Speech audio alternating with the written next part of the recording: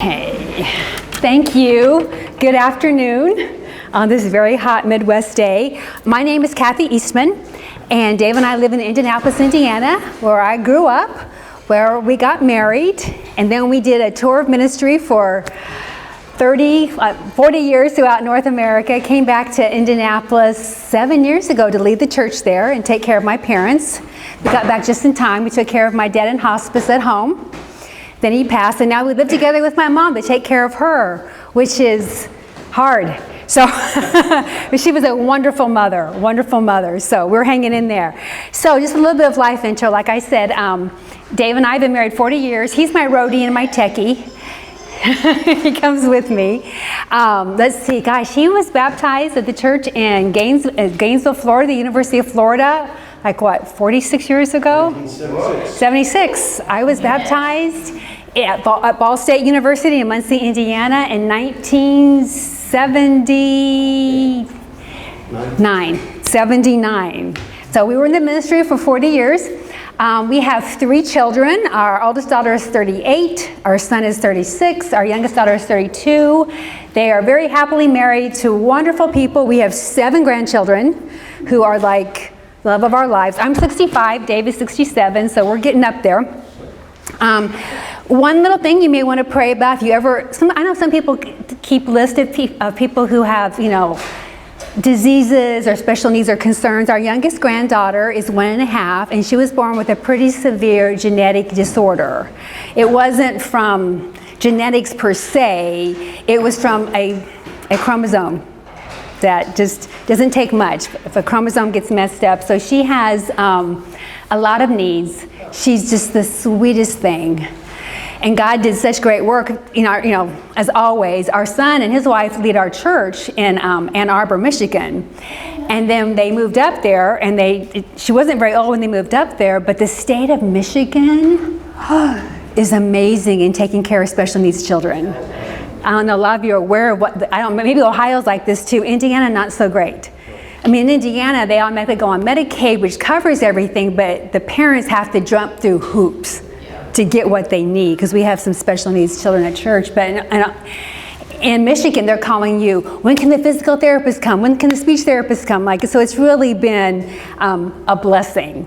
So in terms of me and what led me to get my master's degree in social work and become a licensed social worker, as well as being full-time in the ministry, was, make this really, really quick. I am very fortunate. I grew up in a very loving household, not a faith-based household, but a very loving household. My dad was a science teacher, my mom was a nurse, and they were just wonderful, loving people. But I always had a desire to know God, was thrilled to become a disciple, loved being in the ministry, but it was very, very hard, especially the time frame for some of you older people. It was a very intense time. And I'm a firstborn daughter. Any other firstborn, like you're the oldest and you're a girl, okay, we just need help. We don't need any outward pressure, right? And it didn't even come from my parents. You're just filled with this inner pressure to want to do the most you can in every situation, even if nobody puts any pressure on you, so I don't need outside pressure. So it was a very challenging, I loved our life, it was challenging, we moved a lot. And so about 20 years ago, after 17 moves, I really just fell apart. I just fell apart. I got out of the ministry for 3 years and taught high school science, which I loved. And I realized that what was happening to me, I knew it was an emotional issue and not a spiritual issue. But it was very frustrating to have people tell me I had a spiritual problem. And I'm like, yeah, no, don't even go there. It's very frustrating to have people tell you have a spiritual problem when you know it's more than that. Yeah. And it was way more than that. Looking back on it now, I think I had a clinical level of anxiety and depression and needed private therapy and probably medication. That's what I should have done. But I didn't really know any better. So I just it did help me out of the ministry at the time to teach high school. I learned a lot. And then we had the chance to move back to the Midwest, which we loved, because I need to get back closer to my parents because they were aging, and I wanted to get back home as soon as I could to help out. Because why? Because I'm an oldest daughter. Nobody asked me to, but we just automatically do these things. And so And then I was much better, and we were in the church in Chicago, which is wonderful. We love the church there. We love the Midwest churches. And the church in Chicago was a very healthy, safe place for me.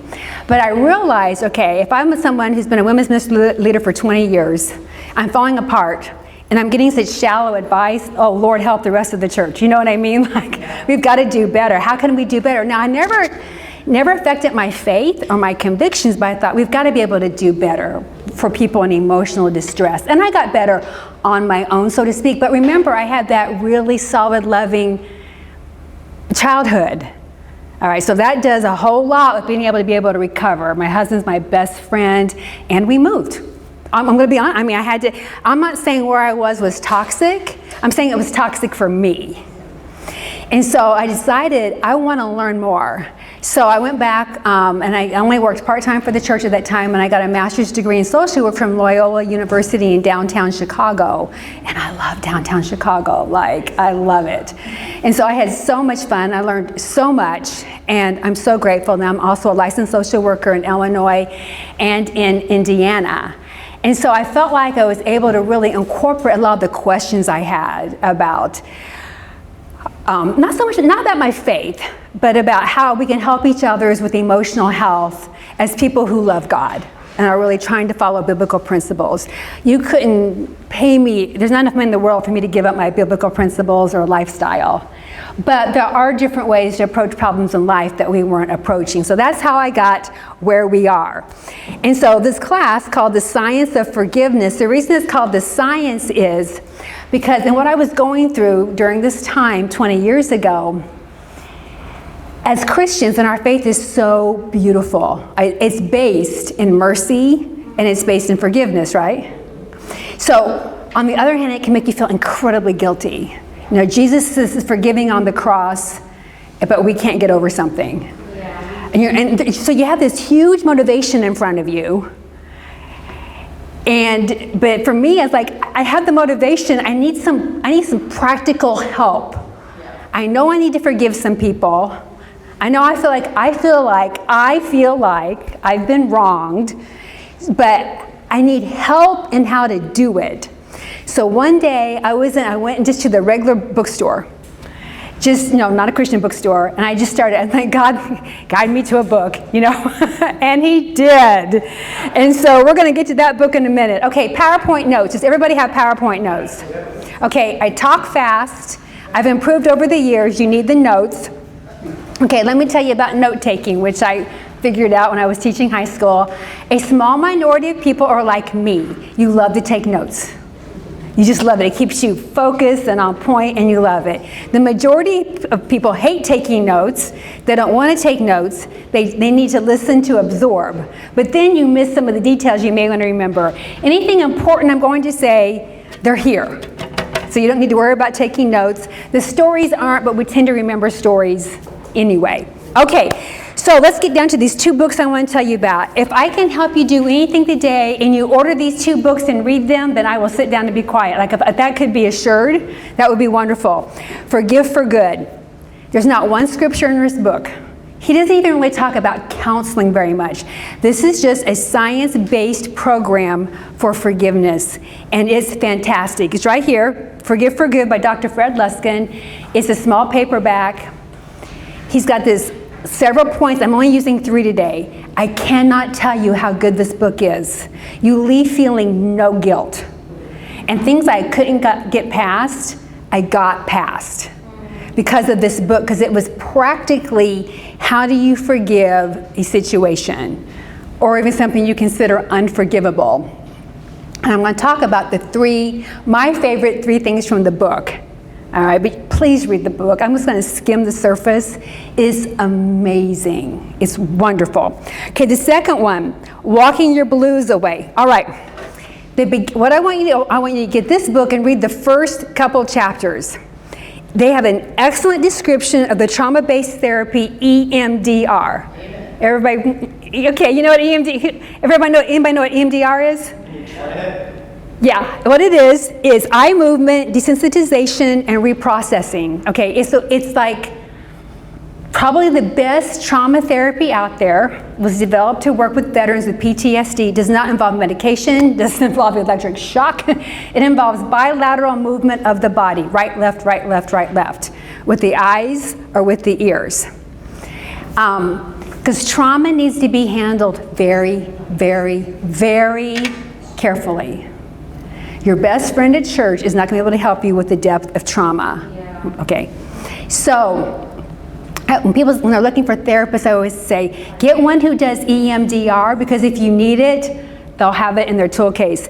This book, the beginning of it, like the first couple chapters, explains the basis of EMDR and trauma therapy. It's excellent. Then the rest of the book, they give you a very simple, and I love this, but it's not EMDR and it's not for severe trauma, and they make that very clear. They talk about how you can use bilateral walking, because that's the walking, right? The whole point is bilateral movement of the body in any way helps you process memories correctly. All right, so it gets into how you can resolve smaller things on your own. It's not going to resolve rape or childhood trauma or PTSD as a veteran, but it does help with some smaller things. So if you want to walk away with 2 books, and they're both small, that will help you, these are the 2. All right?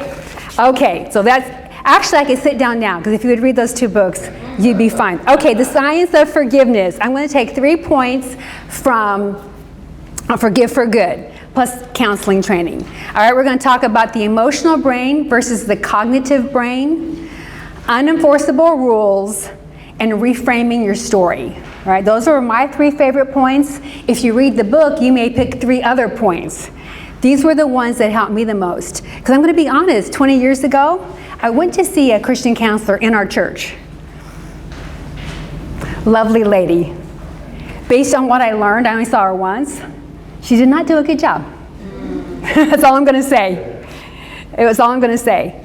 Because she didn't get into understanding the emotional brain versus the cognitive brain. She was upset that I was upset, and I'm like, okay, this is not helping me. You know, this is not helping me. All right, how the brain works. Okay, here's our big mistake with the brain. We think our brain is supposed to make us peaceful and happy. It's not its job. Your brain has one job, and that is to keep you safe. To keep you from walking into traffic or falling through, a hole in the ice. I mean, it does not care if you're happy and peaceful. It doesn't. Because that doesn't keep you safe if you're in a tornado or a hurricane and you need to move fast. Meditating in that moment will not help you. All right? It's not. Now, I love meditation. We're not going to talk about it today, but it's not going to help you in a crisis. And your brain is consumed with keeping you safe. It's like young moms with toddlers, right? Our whole world is run, chase, grab, so they don't hurt themselves. I know we have a bunch of toddler grandkids right now, and it's so exhausting. Right? We're like, get older soon. All right. So I am now, for all of you medical people or those of you with counseling training, I am about to absolutely doing a terrible job describing the beautiful, complex brain.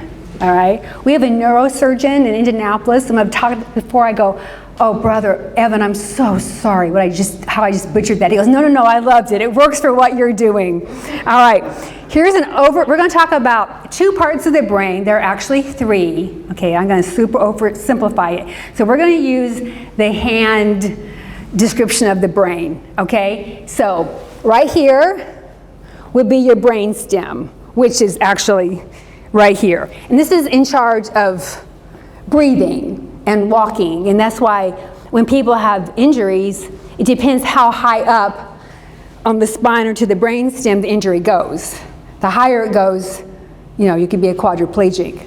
All right, we're not discussing that today. Okay, then if you make a fist, you put your thumb inside.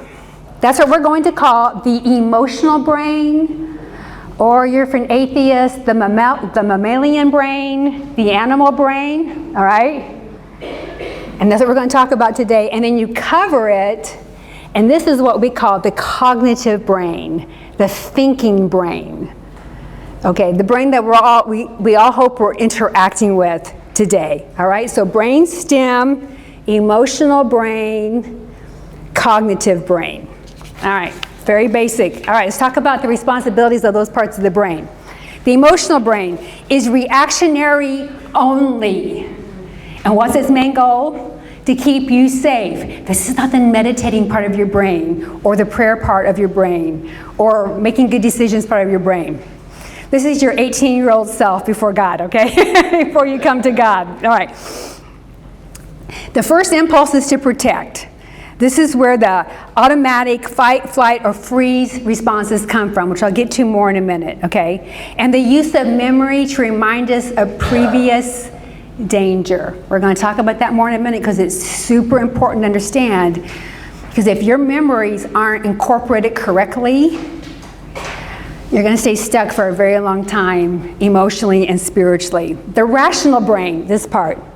All right, that's intellect and language and decision making and morality and spirituality and reason and wisdom.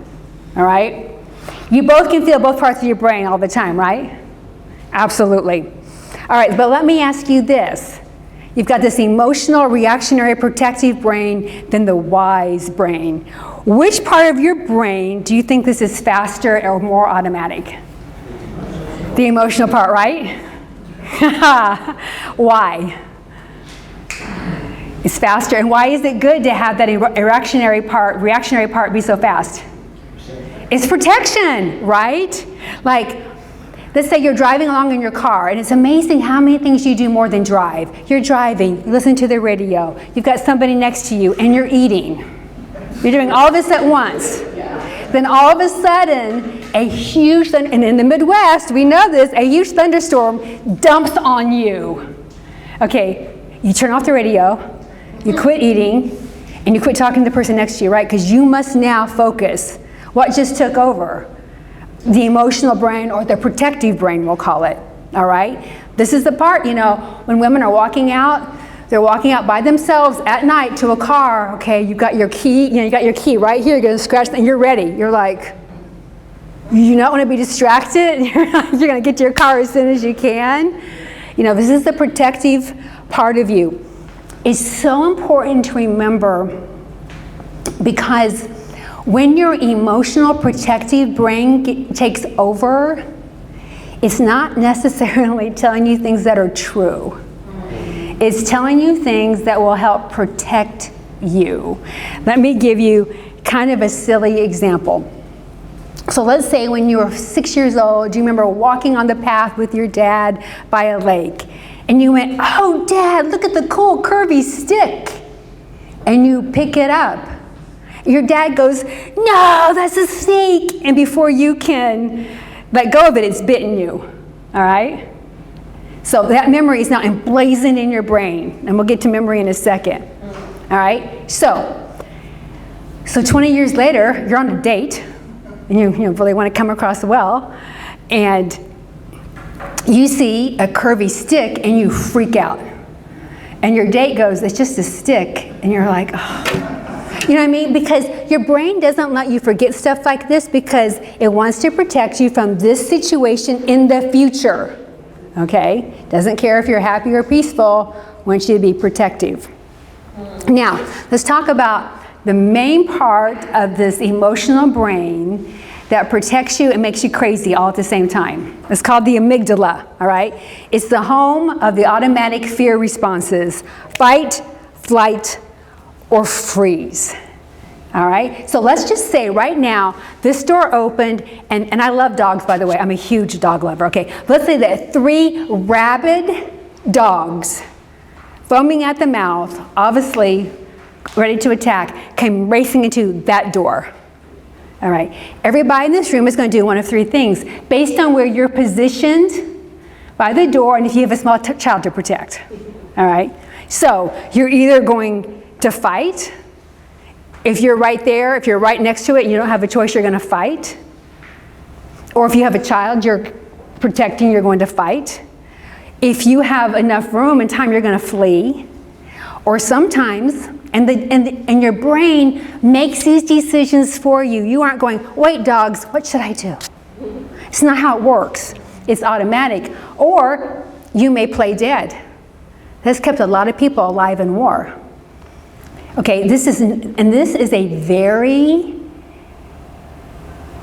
what's the word I want to say, appropriate response, because a lot of people feel like it's not. A lot of sexual assault victims I've worked with, most women who experience sexual assault end up freezing. And it's the safest thing to do. Probably keeps you alive and from getting injured more. But then a lot of women afterward have so much guilt that they didn't fight more. If they had fought more, they probably would have gotten more injured or died. So a lot of times we talk about fight or flight, but we don't talk about freezing, and it's just as safe as the other two. Now, the hippocampus has to do with memories. Okay, now, the point I want to make about the hippocampus is,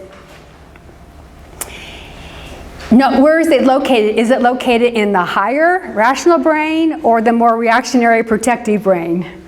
It's inside, all right? So it stores memories.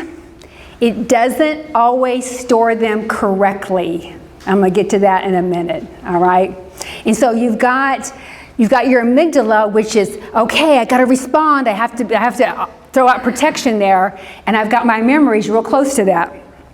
So what do you think happens when strong emotions of hurt, fear, assault, or whatever it may be, physical or emotional, and memory go together? You have a memory of something and it's associated with a really strong emotion.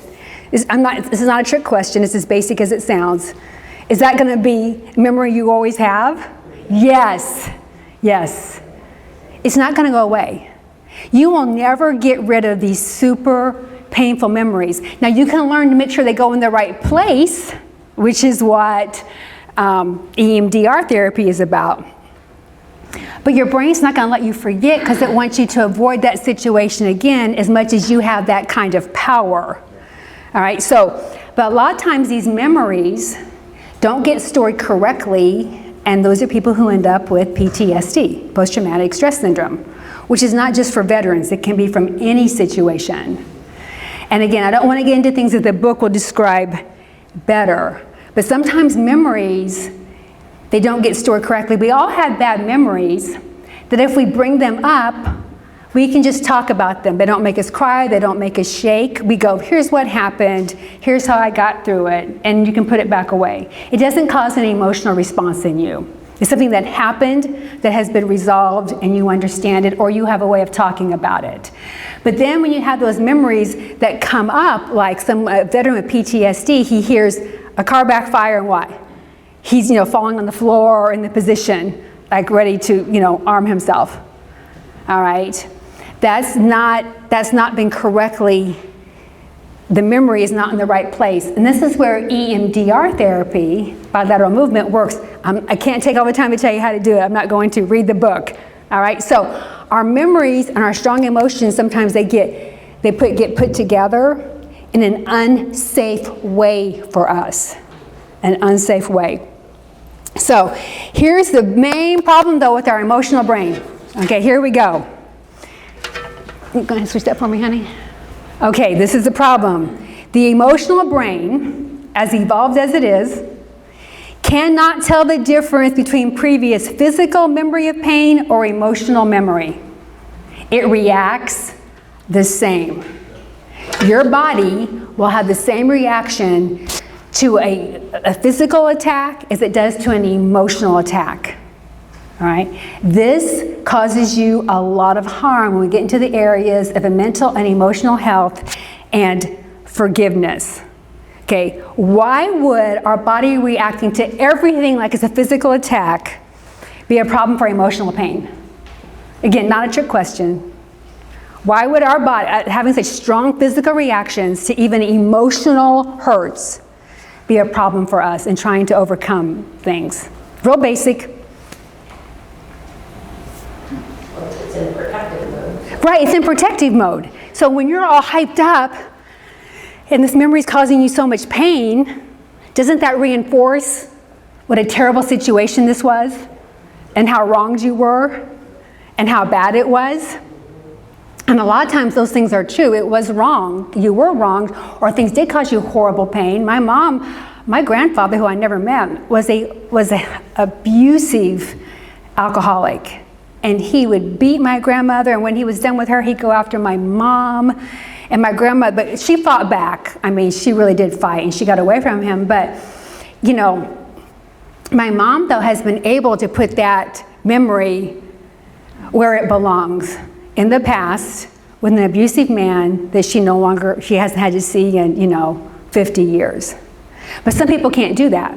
Anybody coming out, even if it's an emotional thing, well, I'm upset with you, then we have all these reactions because it brings back something else, then we aren't really talking to each other. Somebody's talking to our bad memories. Now, how does that impact us in the area of forgiveness? It's huge. Because when you're thinking of how you've been hurt, and I'm not saying that the hurt wasn't real, it was very real. I mean, most people don't make up imaginary things they need to forgive people for. They're true things. But when you're having such a strong physical reaction, it's hard to believe that you can get over this. But the only way to get to forgiveness, which is my next point, is you have to use the higher brain. There has to be some logic involved. So you have to be able to calm yourself down and think. Let's think about Jesus on the cross, the ultimate act. Father, forgive them, for they do not know what they are doing. Do you see the logic in that? Yeah. He could have said, Father, destroy them. Or he just could have said, Father, forgive them. But he brings in his logic. They do not know what they are doing. The Roman soldiers knew exactly what they were doing on a physical level and did not care. But did they know on a spiritual level what they were doing? No. So, and we know how emotional Jesus could be in a great way just the night before, right? In the garden. He said, I'm just overwhelmed. But at this point, when he was suffering the most, he pulled up his logical brain. He said, they have no idea what they're doing. I mean, it's an amazing example of it. All right, now, these next 3 slides I'm going to do super quick, and then I'll make my next 2 points, which are much, much shorter. All right, how do we fix the problem, okay, we're going to talk specifically about forgiveness here, or any emotional pain. Well, I'm not going to tell you how to, because I don't have time. That's what the books are for. But it means you have to use your cognitive brain, and you cannot stay in your emotional brain. Emotions are great, short-term only. All right? Adrenaline is great, short-term only. All of these things are emotions, adrenaline, are meant to tell you, fix something. Be aware of something. You cannot live in a heightened emotional state. You won't survive. You're going to end up having a heart attack, but also you're not going to be able to calm yourself enough down to get over things, to learn how to think about things. Colossians 3:2, set your minds, not live by your emotions. And I'm an emotional person. My best friends are all people who can handle my emotions. But I can keep them in check for certain people in certain places. All right, question. Do you think it's easy to set the cognitive brain over the emotional brain? No, it is not. Because when you're upset, there's a lot of energy to being upset. And there is great satisfaction with being angry. Anger will kill you, but it's incredibly energizing and very satisfying. And it gets you into blame shifting, which is the ultimate very satisfying. You may not even be, and the hard part is a lot of times you may not even be wrong in what you're thinking. It's just not going to help you. So this is where your cognitive brain comes in, and breathing is the best way to calm yourself down. I'm not going into that today. Breathing exercises is the quickest way to do it. The use of language. We're all adults. All right, our little granddaughter, they were so concerned whether she'd be a quadriplegic and what her cognitive level will be. She is able to use her arms and hands and seems to have good cognition. Probably will be in a wheelchair, but we're so grateful that she has cognitive ability and the use of her arms and her hands. And because we want her to be able to talk to us. We want to have that kind of a relationship with her. And she's learning to say words now. And so I'm Mimi to my grandkids. She's like, Ma. Ma, and I'm just cheering and screaming because I have a direct language association with her. And to get over any kind of trauma, incredible emotional pain that you need to forgive, you have to be able, this is going to sound, you got to use your words, all right? And the big thing in therapy is you have to be able to name it. You can't just, it's kind of like with sin, right? You got to be able to call it what it is. And with emotional issues, you have to be able to name it. I am angry about this situation. Because if you can't name it, you can't go past it. Again, but what does that require? Emotional brain or cognitive brain? Cognitive brain. One of the best exercises I can tell you to do on the spot when your amygdala takes over, fight, flight, or freeze about an emotional thing and you're beside yourself, is to go, thank you, amygdala, for doing your job. I do that all the time. I go, thank you, amygdala. You're just working so ultra well right now. Now stop, because I'm not in danger. Very rarely, living in Indianapolis, Indiana, well, our neighborhood's interesting. I could be in danger. There's a lot of drug use in our neighborhood. I could be in danger, but I know when to go outside and when not to. But most of the time, I'm not in danger. So these over-the-top physical response protective reactions aren't necessary because I'm very rarely in true danger where I need to get ready to run. I'm not in danger. So your minds are designed to recover, and that's why the importance of those books I gave you. And if you've had severe trauma, EMDR therapy is a very popular therapy. People are super well trained in it now. But you have to heal your mind correctly if you want to forgive. And we're going to get to forgiveness, how it ties in together in just a minute. It's like a wound. I remember one time our daughter out in California, oh gosh, she's 38 now. She was about 14 when she came down that hill. So we lived on top of an area that was very hilly. And she's like our daredevil. Like our oldest two kids, when they became Christians, when Kyle would say, our son, he'd say, I need to tell you guys something. We're like, don't laugh to each other, because he's he's 36 years old now, but he's very soft-hearted, very sensitive, to obeying God. We're like, okay, don't laugh when he tells us, whatever it is. When Jennifer would say, we need to tell you guys something, we'd go, okay, hold my hand. Who knows what this child has done? It all worked out. She's great. But I'm just saying, so our daughter at this time, so she decides she's going to skateboard. She doesn't know how to skateboard, so she gets a skateboard from one of her middle school friends and goes down the hill. It's just a very hilly neighborhood, takes off on a skateboard, and then basically falls and then scrapes her right leg from here all the way down to her knee. Just the whole top layer of skin, maybe two, gone. Like, it was terrifying. And we did take her into the doctor, obviously. But the first thing we had to do was what? We had to clean it out. At least get the rocks out, right? We let the doctors do the other stuff. Okay, it was awful. But what would have happened if she said, no, don't touch it? If we said, okay, we'll just leave it like this. Okay, it would have saved her momentary pain, and what would have happened? She had an infection, she could have lost her leg. I mean, so these things have to be, I hate to use this terminology, dug out correctly. You have to clean things out fully and correctly, and it's painful to do, but it must be done that way. All right, so we're going to take, this is not a break to go get coffee or go to the bathroom. This is a 1 minute, take a break from all this talking. So just stretch for a minute, and we're going to go to point 2. So just go ahead and take a minute stretch. Okay, so now we're in point 2. I have 3 points from Forgive for Good. The first one is the cognitive brain versus the emotional brain. You're like, what does that have to do with forgiveness? As I said, this helped me more than anything, because when I realized my strong reactions were not coming, they were coming from a protective place, but not a helpful place. Oh, that was so helpful to me. I wasn't this unspiritual, emotional wreck. I didn't, and I have a degree in biology. I have a master's degree in genetics. I didn't even really understand this in an emotional sense. You'd think I know the brain better, right? But I didn't. And it helped me so much to realize, okay, my brain's just doing what it's supposed to do. It's on overdrive. Okay, but now let's just specifically talk about forgiveness.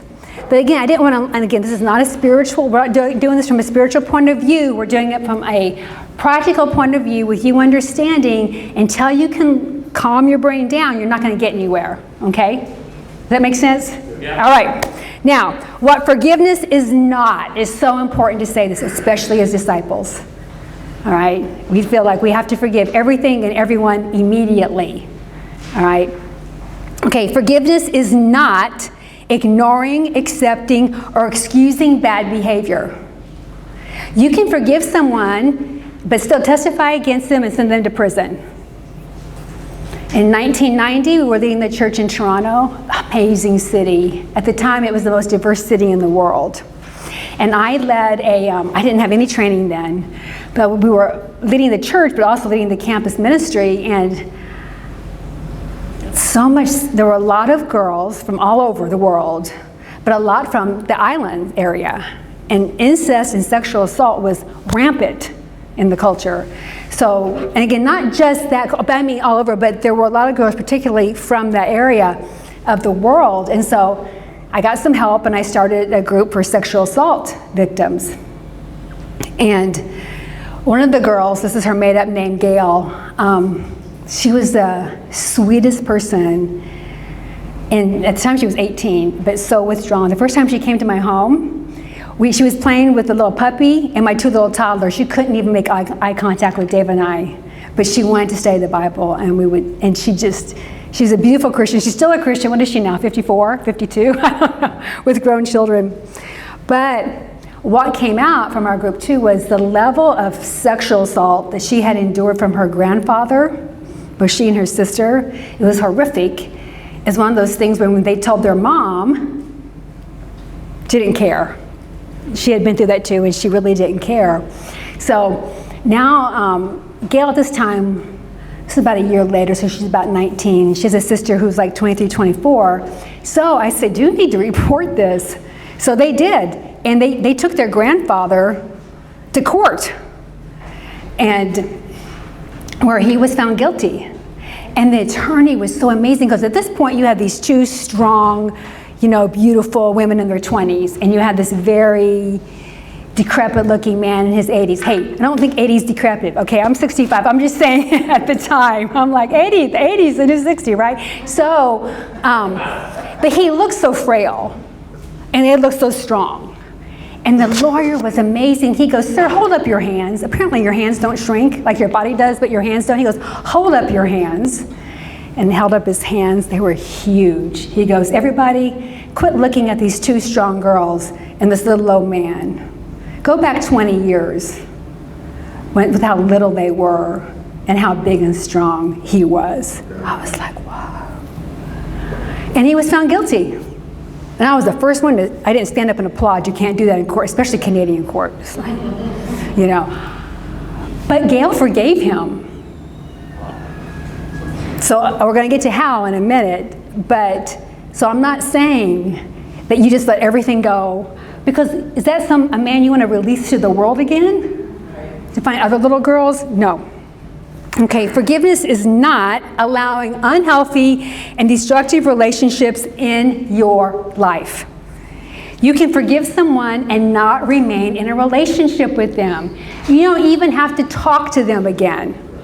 I think we viewed forgiveness as, I've got to be their best friend. No, sometimes you can forgive people and be reconciled, but oftentimes you can't. You have to go read a letter at a grave, or it's best not to even be around this person. You do not have to, you can forgive and not be in relationship. All right. And forgiveness is not a feeling, all right? From music and movies, we feel like it's a feeling. It is not a feeling, because if you go by your feelings, where are you going to be? Back in the first half an hour that I talked about, right? You're going to be stuck if you go by your feelings. It's a decision that's made with your higher brain, all right? So Okay, so underline forgiveness. The most practical thing I learned from the book, Forgive for Good, is about rules and expectations. All right, so now you know forgiveness is not putting up with stuff, right? We're going to get you an example in a minute. All right, so what is a rule? A rule is any expectation you have for how something should turn out or how someone should think or behave. Okay, those are rules we have. Rules aren't bad. Name some good rules for life. You can be deep, you can be shallow. Go ahead, name some good rules for life. We're not putting... Look across the street. What, I'm sorry? Look both ways. Yes, look both ways before you cross the street. Yes, that is an excellent rule. Yes, no, I like that example. It's exactly what I'm looking for. Some good rules for life. Don't kill anyone. Don't kill anybody. Yes, thank you. God liked that one so much too. He actually made it a rule. Okay, what else? Cheat your way through school. Don't cheat through school. That's called plagiarism and they will kick you out. Don't drive a tractor trailer on ice. Okay, hang on. Let me go here and then go here. What was that? Don't drive a tractor trailer on ice. Don't drive a tractor trailer on ice. Yes. Do not do it. Do not. Very dangerous. I'm going to go here to Steve and then back over here. Yes. I said, don't step in a crack or you break your back. Oh, Yeah, don't step on a crack, you'll break your back. And yet we are very careful about that, aren't we? We really are. Yeah. Yes, thank you. And the older I get, the more. Yes. How about this for driving? Don't go through a four-way stop at the wrong time when it's not your turn. You know, cemeteries are filled with people who had the right of way. They decided, well, they shouldn't be going, I should go. You know, my dad was the kindest man. I could say he was a science teacher. He was a sweet, kind man. But he grew up in the Midwest, and he taught us all how to drive, me, my brother, and sister. And he said, okay, I never heard my dad say a negative thing about anyone or anything. He said, here's the best thing I can teach you. When you are driving, assume that everyone else is an idiot. I was in shock. He said that. He goes, because if you do, you'll come home alive. Yeah. Just because you have the right of way doesn't mean it's worth an accident. You know, so he taught me. I remember our daughter one time. She kind of she went through a four-way stop, and she had the right of way, but another car wasn't slowing down. We barely made it. I go, you know, this is my intense thought. I go, what are you doing? She goes, it was my right of way. I go, oh. So then I shared about her grandfather. She goes, Grandpa said that? I said, yes. If that car would have hit us, it didn't matter that you had the right of way, because you can't enforce that rule. It's a good rule. Everybody stop on the four-way stop and go when it's your turn. But you can't enforce that rule. We're going to get to some intense rules for life in a second. So, unenforceable rules. An expectation you have that you do not have the power to make happen. An expectation you have, no matter how worthy, that you do not have the power to make happen. So think for a second, how many things do you actually have any kind of control of whatsoever? Very, very few, very few. But we think we have control over a lot more things than we do. For those of us who have children who've gotten older, once you start to realize, I'm not in control of this child, or how God made them, or their personality, accept and adjust.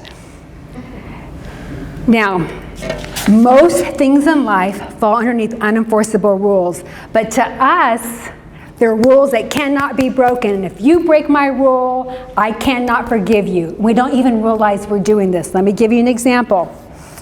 You can read what it says here. Okay, let's go to the next one, the disclaimer. The reason we're miserable is because we're hanging on to things we have no control over. Again, I'm not saying you have to be best friends with somebody who's hurt you, but you cannot control anybody else's actions. Nobody else. Sometimes you can't even control your own. Okay, let me give a disclaimer here very quickly. It is important to distinguish between unenforceable rules and healthy expectations in relationships. Let me give you an example. How many of you believe that you should not, if you get married, you should not cheat on your spouse? You should not commit adultery. We all believe that. Okay.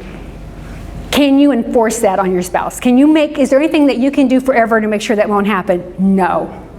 You completely do not have control over that. Now, hopefully you married a good man.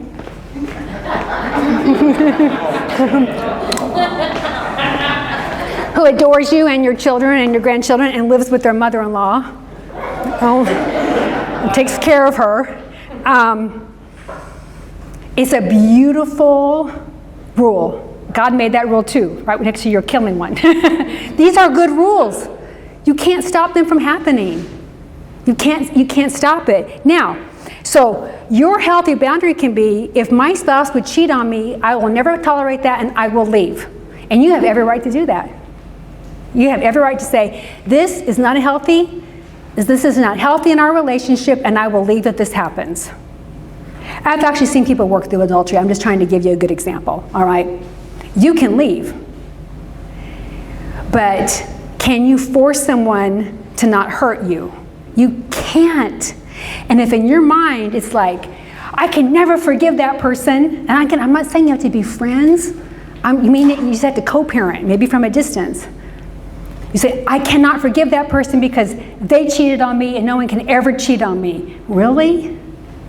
Yeah, anybody can do anything to you at any time.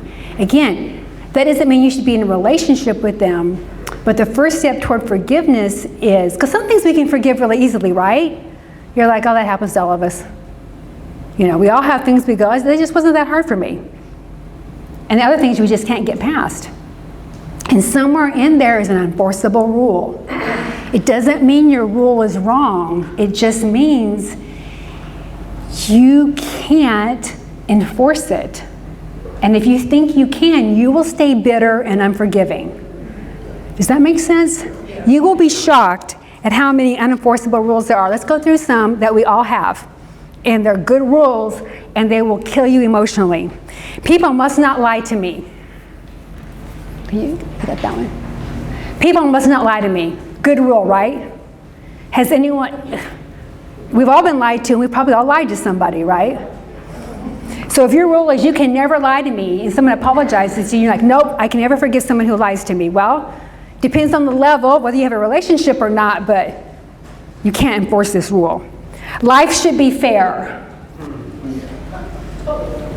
My proudest parenting moment was when my daughter turned 17, because I spent the last 7 years hearing, it's not fair, it's not right, it's not fair, it's not right, I can't believe that happened. And I would say, life isn't always fair, sweetie. Then at 17, they have a brain growth. It's awesome.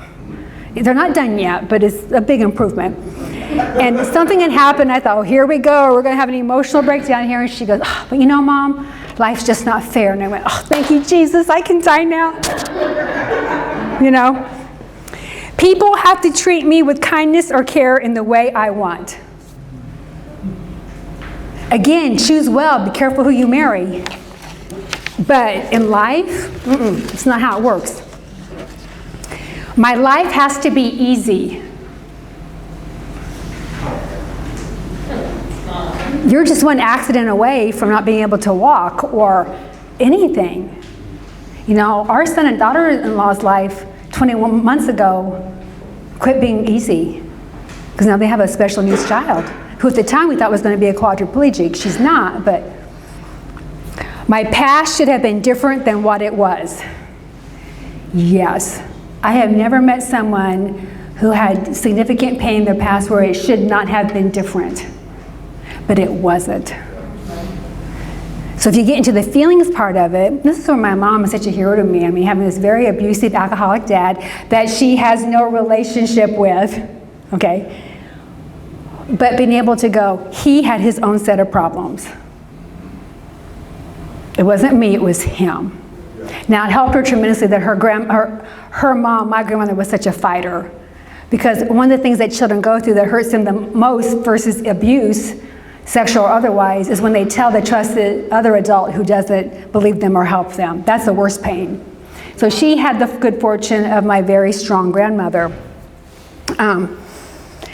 But my mom was able to put it into a different box and say, he had problems.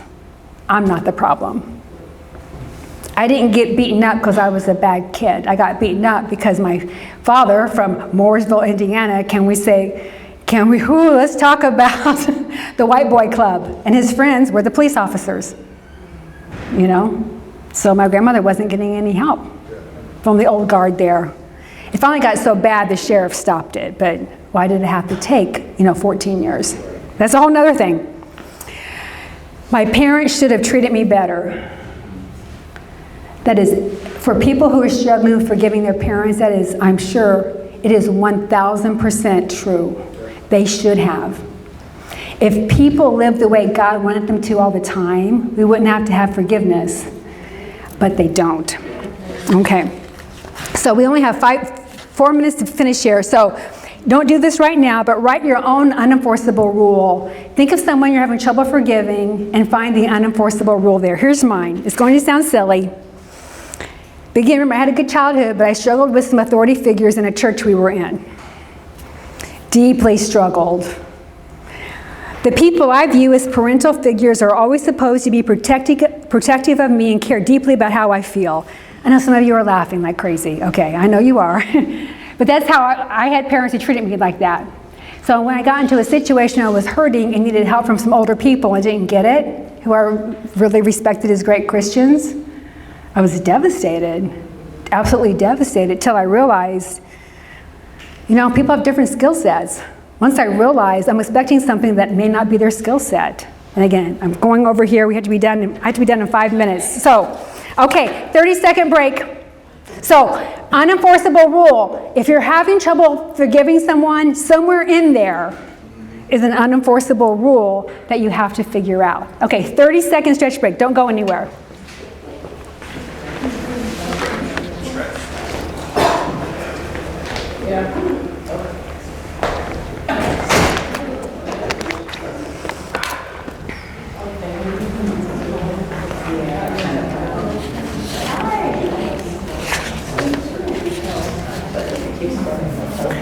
Okay, 30 seconds.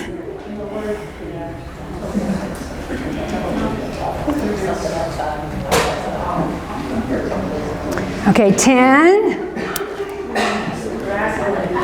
5, 4, 3, 2, 1. Can you tell I was a teacher for a few years? Taught high school.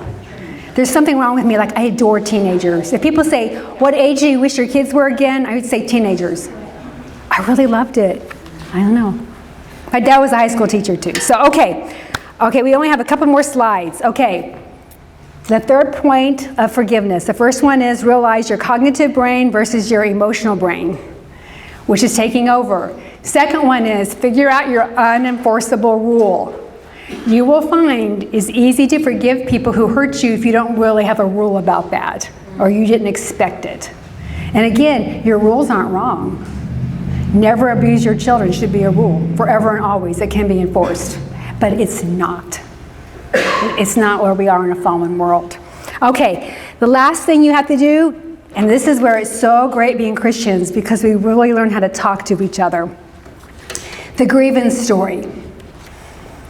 What do you think is the danger of telling a grievance negative story about your experience over and over where you are the victim? You tell a story over and over and over, and it's true, but you are the victim in the story. Yeah? It cements it in your brain. It cements it, right? Over and over and over.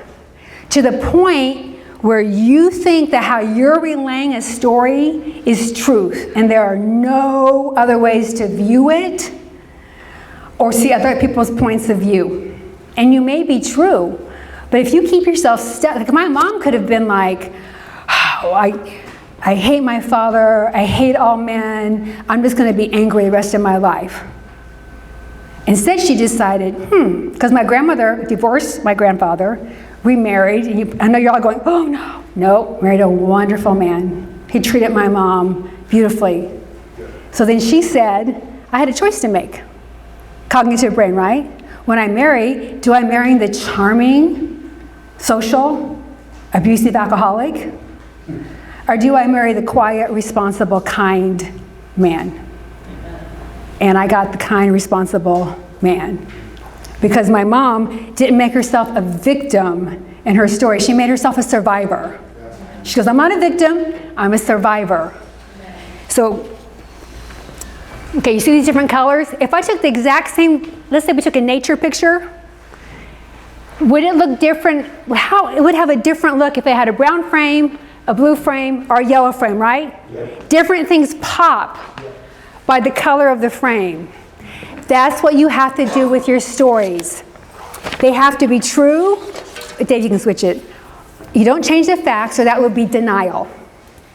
But you talk about what you've learned, what has made you stronger. For me, and again, I want to be very careful, I don't want to indicate where I was in the ministry, but with a certain group of people that I had some problems with and I felt very hurt by, we ended up moving. But our kids went to school. They went to a major university in the South, and so, which was not far from the church we had been part of. And I very rarely talk about this situation because I don't want to talk about other people in our churches, even if I don't use names. But it's come up now and again in a way it should. And the first thing I say is I go, okay, before I tell you what I learned and the situation, how it could help other churches, let me say this. This group that I had a problem with loved my children, because all of our kids are friends, and had the church where we were in and the University of Florida were about an hour and a half apart, 2 hours. And had my children been in a car accident between this city and Gainesville and were laying on the side of the road, any of those people would have crawled on broken glass to get to my children and carry them home. I mean that. It makes me cry. I truly mean that. It's true. Now, the problems in our relationship, that's also true. But when you start, you see the difference when you start off like that? My heart's so much softer because I just made a true statement. So you have to talk about, what have you learned? What has made you stronger? My situation, I could still be in a very bad place 20 years later. But I've got to learn and grow. And I got my master's degree in social work and my social work license. And it's been very helpful to me in the ministry. Because I know how to combine the two things, 40 years of ministry and having this degree for 15 years. But that only happened because of going through a really harmful experience. How will you help others? Was there any good? There may not be, but then what are you going to do with it? I mean, who inspires you the most? The people who haven't gone through anything, or those who survived it and can tell you a story, then how to respond to it? And that's the beauty of Christianity, is that we all have stories that we need to come out of, right? But you will be shocked when your anger and your emotions take over. Your negative story will be extremely satisfying. It's really hard to break. But you need to figure out how to break it. Even with me, just start with a different intro. Just start with a different introduction. And it's amazing. So the goal is, do you want to be a victim in your lack of forgiveness or victorious in your forgiveness?